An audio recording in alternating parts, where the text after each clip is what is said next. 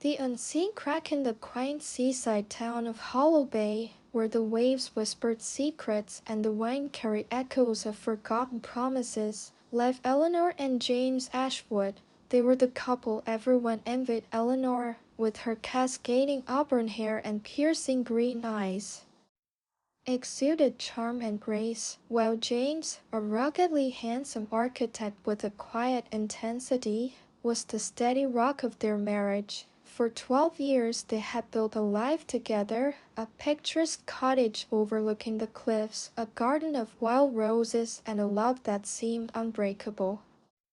Or so James thought. The crack in their perfect facade began subtly, like a hairline fracture in a mirror, unappeasable at first, but destined to spread. Eleanor had always been a free spirit, a painter whose vibrant canvases captured the chaos of the sea and the stillness of the stars. James adored her wildness, her unpredictability. But over the years, he had grown consumed by his work, designing grand structures that took him away from home for weeks at a time. Eleanor never complained, at least not aloud. Instead, she filled her days with her art, her laughter echoing through the cottage alone. It was during one of James' long absences that she met Theo. He was a musician, a drifter with a voice like velvet and eyes that seemed to see straight through her. Theo arrived in Hollow Bay one stormy autumn evening, playing his guitar at the local tavern. Eleanor, restless and craving inspiration, had wandered in for a drink. Their eyes met across the dim room, and in that instant something ignited a spark she hadn't felt in years. He approached her, his words weaving a melody of their own. And before she knew it, she was laughing, her heart racing in a way it hadn't since the early days with James. What began as a fleeting encounter turned into stolen moments. Theo would visit her at the cottage when James was away, his songs filling the air as Eleanor painted with a fervor she'd thought lost. She told herself it was harmless, an artist's muse, a temporary escape, but the line blurred, and one night, under the glow of a harvest moon, she gave in to temptation. The affair consumed her, a secret fire she couldn't extinguish even as guilt gnawed at her soul. James, oblivious at first, began to sense the shift. Eleanor's smiles were distant, her touch hesitant. The wild roses she once tended with care began to wither, and her paintings took on darker, more chaotic hues. He asked her once, late at night as they lay in bed, if something was wrong. She brushed it off with a laugh, her voice too bright, too brittle. "You're imagining things, darling," she said, kissing his forehead. But James wasn't a fool. He knew his wife, and he knew something or someone had stolen her from him. The discovery it was a rainy Thursday when the truth unraveled. James had returned home early from a project in the city, hoping to surprise Eleanor with the weekend away. He carried a bouquet of her favorite lilies, their scent mingling with the salt air as he climbed the path to the cottage. The windows glowed warmly, but as he neared, he heard it, a low, soulful hum, a man's voice weaving through the patter of rain. His stomach twisted. He stepped closer, peering through the fogged glass. There they were, Eleanor, her head thrown back in laughter, and Theo, strumming his guitar as he sat too close to her on the sofa James had built with his own hands. The lily slipped from his grasp, scattering across the wet stone. He didn't storm in. He didn't shout. Instead, he turned and walked into the rain, letting it soak through his coat as a cold, calculating fury took root in his chest. For days James said nothing. He watched Eleanor with new eyes, noting every lie she spun, her excuses about late-night painting sessions, her sudden need to visit the market alone. He followed her once, trailing her to a secluded cove where Theo waited, their embrace a dagger in his heart. He didn't confront her then either. No, James was a man of precision, a builder who knew that true destruction required a foundation. Revenge, he decided, would be his masterpiece. The plan James began crafting his retaliation with the meticulous care he applied to his blueprints. He learned everything about Theo, his habits, his past, his weaknesses. The musician was a wanderer, a man with no roots, living off charm and the generosity of others. James discovered Theo had a history of fleeting affairs, leaving broken hearts in every town he passed through. Perfect, James thought. He would use Theo's nature against them both. First, he planted seeds of doubt. He hired a private investigator to dig up Theo's past. Unearthing letters from jilted lovers and debts he'd dodged, James forged new letters, each one more desperate than the last, and had them mailed to the cottage under Eleanor's name. "Theo, you promised me forever. Where are you?" One read, "I'm pregnant, and you've abandoned me." Claimed another. Eleanor found them, her confusion turning to suspicion as James played the concerned husband. "Who are these women, Ellie? What's going on?" he asked, his tone gentle but his eyes sharp. She confronted Theo, who denied it all, but the cracks in their affair widened. Eleanor's guilt made her paranoid, and Theo's temper flared at her accusations. Meanwhile, James worked in the shadows. He paid a local barmaid to flirt with Theo at the tavern, ensuring Eleanor saw them together one night. The sight of Theo laughing with another woman shattered her, and she stormed out, tears streaming down her face. James was there to comfort her, his arms a trap she didn't recognize. But he wasn't done. He knew Eleanor's pride was her weakness. She thrived on admiration, on being desired, so he turned her world upside down. He invited Theo to a grand party at the cottage, a celebration of a fictional architectural award. The town's elite attended, buzzing with excitement. James had spent weeks preparing, his demeanor warm and unsuspecting. Eleanor, confused but relieved by his sudden affection, played the perfect hostess. As the night peaked, James raised a toast. "To my brilliant wife," he began, his voice carrying over the crowd, "a woman of passion and talent, whose latest work deserves to be seen." He unveiled a canvas, one of Eleanor's secret paintings. A raw, intimate depiction of her and Theo locked in an embrace, their faces unmistakable. The room fell silent, then erupted in whispers. Eleanor froze, her face draining of color as Theo shifted uncomfortably beside her. James smiled, a predator's grin. "I found it in her studio," he said, feigning innocence. "Isn't it remarkable?" Humiliation burned through Eleanor. The townspeople's stares bore into her, their judgment a weight she couldn't bear. Theo, cornered, muttered excuses and fled into the night, leaving her to face the wreckage alone. James watched her crumble, his heart a stone. The aftermath, Eleanor begged forgiveness, sobbing at James' feet the next morning. She swore it was a mistake, that she loved him still. James listened, his face unreadable, then walked away. He didn't leave her, not yet. Instead, he stayed, a silent specter in their home, letting her live with the ruin she'd wrought. The cottage, once a haven, became her prison.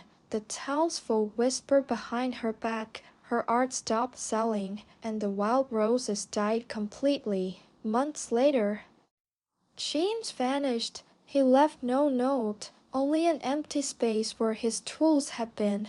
Eleanor searched for him, desperate to reclaim what she'd lost, but he was gone, his final act of revenge. Rumors swirled that he'd started anew in a distant city, designing towers that pierced the sky. Free of her shadow, Eleanor remained in Hollow Bay, a ghost of the woman she'd been, painting alone as the sea roared below. And somewhere James smiled, knowing he'd built his greatest structure yet alive without her. The unseen crack continued. The days after James' disappearance stretched into weeks, then months, and Eleanor's world grew smaller, darker. The cottage, once alive with her laughter and the scent of paint, became a mausoleum of memories. She stopped painting altogether, her brushes gathering dust as the canvases leaned untouched against the walls. The townsfolk, once her admirers, now avoided her gaze, their whispers a constant hum in the background of her isolation. Hollow Bay, with its jagged cliffs and restless sea, seemed to close in around her, a mirror to the chaos within. But Eleanor wasn't one to surrender entirely. Beneath her shame burned a flicker of defiance, a need to understand, to confront, to reclaim something of herself. She began to search for James, piecing together fragments of his departure. She found a hidden drawer in his desk, stuffed with blueprints and cryptic notes, coordinates, dates, and the name of a city, Port Viridian, a bustling coastal metropolis 300 miles north. Her heart thudded.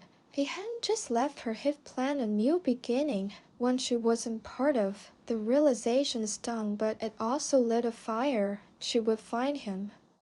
Packing a small bag, Eleanor left Hollow Bay under the cover of night, the stars her only witnesses. The journey to Port Viridian was arduous, the train rattling through misty valleys as she clutched James' notes like a lifeline. She arrived in the city at dawn. Its skyline a jagged silhouette of steel and glass, his domain, she knew. James had always dreamed of building something monumental, something that would outlast him. Here he could be king. The city of shadows, Port Viridian, was a stark contrast to Hollow Bay's sleepy charm. It thrummed with life, its streets alive with the clatter of construction and the murmur of ambition. Eleanor wandered through the chaos, asking after James at every architect's office and construction site. Most shrugged her off, but one grizzled foreman, his face weathered like the cliffs she'd left behind, paused at her description. "Ashwood, you say? Tall, quiet fellow with a scar on his left hand? Yeah, he's here, working on the Viridian Spire, biggest damn thing the city's ever seen." The Viridian Spire loomed over the city, a skeletal tower of iron and ambition, piercing the clouds. Eleanor's breath caught as she approached it, its scale overwhelming. She spotted James on the side, barking orders to a crew, his silhouette framed against the rising sun. He looked different, harder, leaner, his eyes sharp with purpose. She almost called out, but something stopped her. He wasn't the man she'd known. This James was a stranger, forged anew in the crucible of her betrayal. Instead of confronting him, she watched. For days she shadowed him, blending into the city's crowds. She learned his routines: mornings at the Spire, evenings at a quiet bar called the Anchor, where he drank alone, staring into his whiskey as if it held answers. She saw no women, no friends, just a man consumed by his work. It unnerved her. Had his revenge been to erase her so completely that he erased himself too? The unexpected alley one evening. As Eleanor lingered outside the Anchor, a familiar figure stumbled into view. Theo. His hair was longer, his clothes shabbier, but that velvet voice was unmistakable as he hummed a tune under his breath.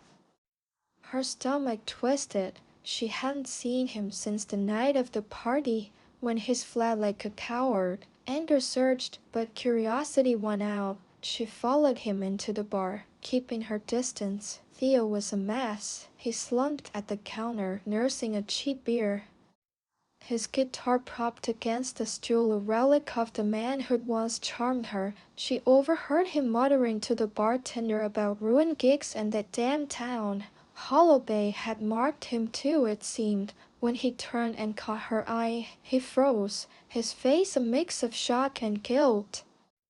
"Eleanor," he rasped, voice hoarse from drink. "What the hell are you doing here?" She didn't answer at first, sliding onto the stool beside him. "Looking for James," she said finally, her tone cold. "You?" Theo laughed bitterly. "Running, failing, take your pick." He took a long swig, then leaned closer. He's here, isn't he? I heard about some architect making waves. Figured it was him. Eleanor nodded, and an uneasy alliance formed. Theo, it turned out, had his own score to settle. James, stunned with the painting, had tanked his reputation. No one in Hollowbay would book him after the scandal.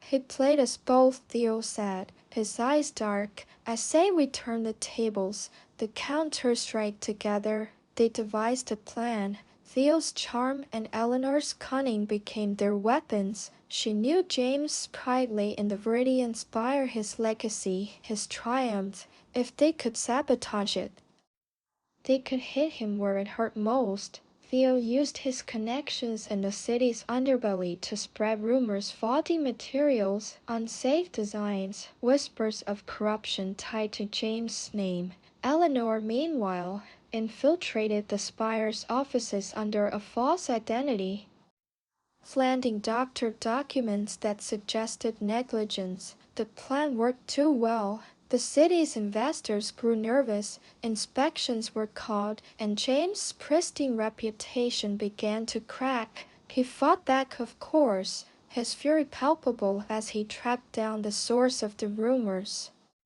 When he discovered Eleanor and Theo behind it, the confrontation was inevitable. It happened on the Spire's top floor, still unfinished. The wind howling through the open framework, James stood at the edge, blueprints clutched in his hand, as Eleanor and Theo faced him. You think you can destroy me? He shouted over the gale. After what you did? You destroyed us first, Eleanor shot back, her voice trembling with years of pent-up rage. You didn't just leave, you made sure I'd never recover. Theo stepped forward, fists clenched. And me? You turned me into a joke. We're even now. James laughed, a hollow sound. Even? You'll never be even. You're parasites, both of you. He tossed the blueprints into the wine, watching them scatter like ashes. This tower was my redemption. You've taken that too. For a moment, silence hung between them, the city sprawling below like a judge awaiting their verdict. Then James turned, walking toward the edge. Eleanor lunged, grabbing his arm. Don't, she whispered, tears streaking her face. Not like this. He looked at her, his eyes softening for the first time in years. You should have let me go when you had the chance, he said, pulling free. And then he was gone, not over the edge, but down the stairwell, disappearing into the night. The haunting echoes the Spire's construction halted, its skeleton a monument to their war. Theo drifted away again, his music fading into obscurity. Eleanor returned to Hollowbay, but the cottage felt alien now. She painted one final piece, a tempest of red and black, James' silhouette against the spire, Theo's guitar broken at its base. She hung it above the fireplace, a testament to their tangled ruin. Years later, a letter arrived, postmarked Port Viridian. No signature, just a single line in James' precise handwriting. The sea remembers, but I don't. She burned it, watching the flames devour his last word to her. Hollowbay whispered of their story for decades, a cautionary tale of love, betrayal, and revenge. Some swore they saw James' ghost atop the cliffs, staring out at the sea. Others claimed Eleanor's spirit lingered in the cottage, her breaststrokes bleeding through the walls. But the truth remained as elusive as the wine, a secret carried away by the waves. The unseen crack further expanded after James vanished down the stairwell of the Viridian Spire, leaving Eleanor and Theo in a howling wine. The air seemed to thicken with the weight of what they'd done. Eleanor stood frozen, her hand still outstretched where she'd grabbed him. The echo of his words, the sea remembers, but I don't, ringing in her ears long after he was gone. Theo, pacing the unfinished floor, kicked at a stray bolt, his bravado crumbling. We got him, he muttered, but his voice lacked conviction. Neither of them felt victorious. The spire, skeletal and swaying, loomed like a judge over their fractured alliance. Eleanor returned to Hollowbay alone. the cottage a hollow shell of its former self. The wild roses were long dead, their thorns brittle against the stone walls. She tried to paint again, but her hands trembled, and the colors bled into a muddy chaos she couldn't control. The townsfolk avoided her still, their whispers now tinged with fearsome sex. She cursed herself. Others that James' revenge had left a mark deeper than shame. The final painting she's hung, the tempest of red and black, seemed to watch her from above the fireplace, its jagged lines a mirror to her unraveling mind. But Eleanor wasn't finished. That flicker of defiance, the one that had driven her to Port Viridian, flared again. She couldn't let James have the last word, not in that cryptic letter, not in his escape. She began to dig deeper, sifting through the remnants of his life in Hollow Bay. In the attic, beneath a layer of dust, she found a locked box she'd never noticed before. With a hammer and a surge of desperation, she broke it open. Inside were journals, dozens of them, written in James' meticulous hand, chronicling their marriage from its first tender days to its bitter end. The early entries were love letters in disguise, filled with her spirit, her art, her fire. But as the years unfolded, the tone shifted: frustration at her distance, guilt over his absences, and finally a chilling clarity. One entry, dated the night he'd seen her with Theo through the cottage window, read, "She's gone from me, not in body but in soul. I'll build her a cage of her own making, and she'll never see the bars." The journals revealed his plan in fragments, every step of his revenge, from the forged letters to the public unveiling of her painting, laid out like an architect's blueprint. But the final pages were different. They spoke of Port Viridian, of the spire, and of something else, a project he called the Echo. The search renewed. Eleanor became obsessed. What was the Echo? The journals offered no clear answer.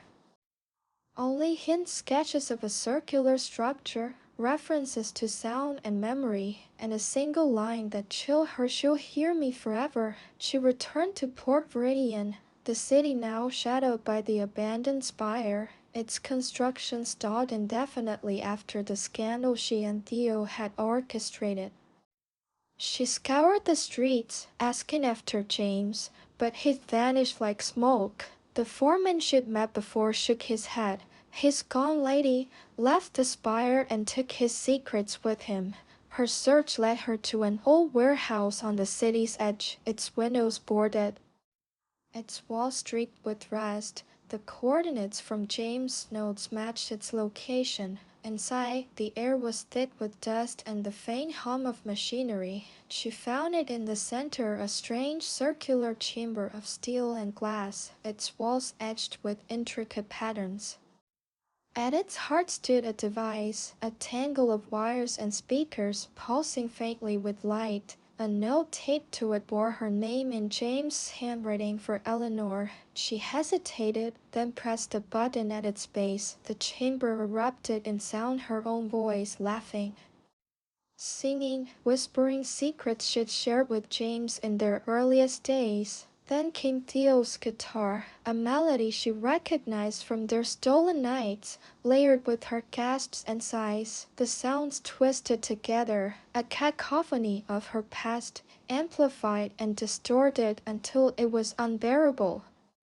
She stumbled back, hands over her ears, but the noise followed her, echoing off the walls. It was the echo, James' final creation, a prison of memory that trapped her in every moment of love and betrayal she'd ever lived. The unlikely redemption. Eleanor fled the warehouse, the sounds haunting her even as she collapsed outside, gasping in the rain. She might have given up then, broken by his ingenuity, but fate intervened. Theo found her drawn to the city by rumors of a mad architect's machine. He looked worse than before, his eyes hollow, his hands shaking, but he pulled her to her feet. "What did he do to you?" he asked, voice rough with something like concern. She told him everything: the journals, The echo, the relentless sound of their past. Theo listened, then swore under his breath. He's a bastard.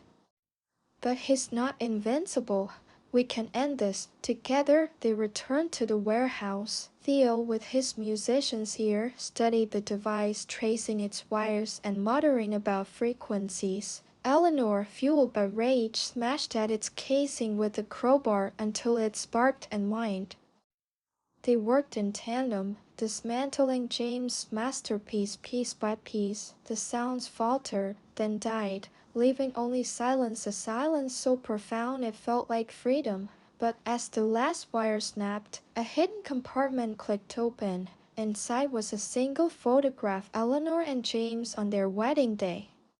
Her smile radiant, his eyes soft with devotion. On the back, in fresh ink, is written, "The cage was mine too." The final twist, they burned the warehouse that night, the flames licking the sky as the echo's remnants melted into slag. Theo stayed with Eleanor for a while.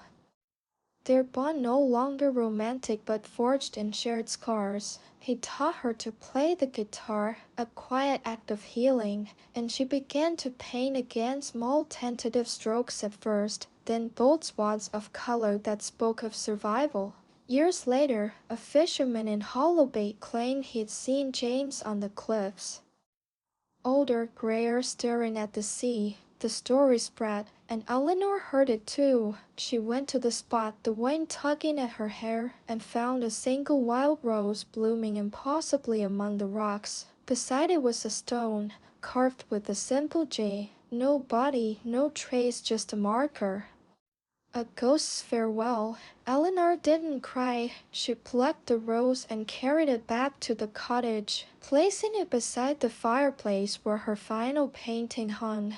The town whispered of curses and hauntings, but she knew better. James' revenge had been his undoing as much as hers, a cage of memory he's built for them both.